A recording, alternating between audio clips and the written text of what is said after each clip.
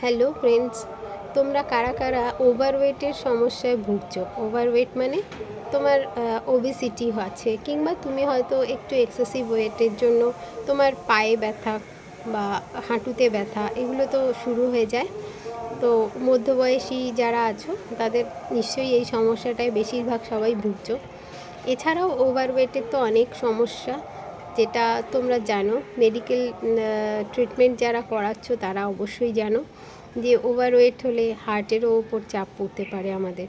তো আমাদের ওয়েটের যে সমস্যা, ওয়েট বেড়ে যাওয়ার, আজকাল ডাক্তাররা বলছেন একদম প্রপার ওয়েটে, প্রপার ডায়েটে থেকে প্রপার ওয়েট মেনটেন করে চলার জন্য। তো তোমরা কে কে জানতে চাও প্রপার ওয়েট মেনটেন করতে গেলে কি করতে হবে? শুধু খাওয়া দাওয়া বা এইভাবে করলে তো হবে না। ডায়েট করে বা শুধু এক্সারসাইজ করে কিন্তু হবে না, তার সঙ্গে আরও কিছু করতে পারো যাতে তোমরা কিন্তু ওয়েটটাকে প্রপার জায়গায় নিয়ে আসতে পারো।